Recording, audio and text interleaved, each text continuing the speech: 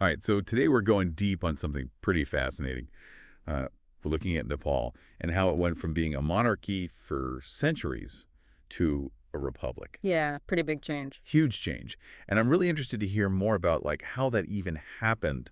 What were the like main things that led to this kind of shift in how they're governed? Yeah, I mean, it is a really interesting example of like how governance can actually evolve over time because, for the longest time, Nepal was ruled by kings, right? And you can see this long line from like Prithvi Narayan Shah, who, unified Nepal back in the 1700s, Wow. all the way to like more recent times like Birendra, Biru, Bikram Shah. I mean, we're talking centuries of royal rule there. So like for ages, the kings obviously had a ton of power. Oh, yeah. But I mean, it wasn't just like a totally static thing, right? Like, Yeah. I feel like there had to be some pushback, even with this super long tradition of monarchy. Like, there had to be people who wanted something different, like democracy. Yeah, you're absolutely right. It's not like the monarchy's power went completely unchallenged for all that time.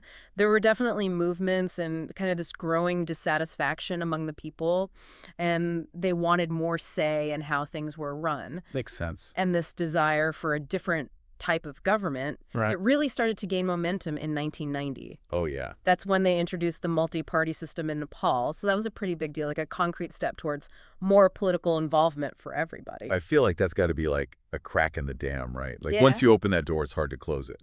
Exactly. And then fast forward to 2008, and that's when things really changed. That feels like the turning point, right? Absolutely. 2008 is when the monarchy was officially removed and Nepal became a republic. And the sources you gave me really highlight this as like a massively important and ultimately successful transition. So how did that actually happen? I mean, we're talking about upending centuries of tradition here. Well, it's interesting because it wasn't like this super sudden revolution. It was more of a gradual process. Like they made constitutional changes over time, and these changes eventually led to the removal of the king's political power. And that was the decisive move towards a system where the people had the ultimate say. That's so interesting. It really is. So, okay, monarchy's gone, Nepal's a republic.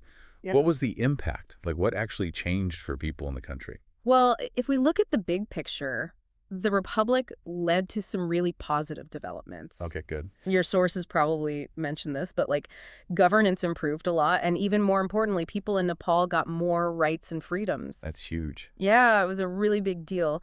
Political power became much more about the people, their participation and representation. So what's the political scene like in Nepal today? Well, today Nepal is functioning as a democratic republic with a big emphasis on elected leaders. Okay. So, the prime minister and the president, they're the central figures now. And that really shows how things have shifted away from hereditary power to this system where the people choose who's in charge. So basically, Nepal's gone through this huge political transformation from like this long, long history of monarchy to a republic. And like at its core, it's really about empowering the citizens. Exactly. It's like a textbook example of how systems that have been around forever can actually change and adapt when the people demand it. It makes you wonder though, right? Like thinking about what happened in Nepal, are there like broader lessons here about how other countries with these strong traditions of power could also go through these big changes? Like how does history and the will of the people, like how do those things interact to shape how a country is governed? It's definitely something to think about. Yeah, definitely food for thought. That's it for our deep dive today. Thanks for listening, Thanks for having me. and we'll catch you next time. See you then.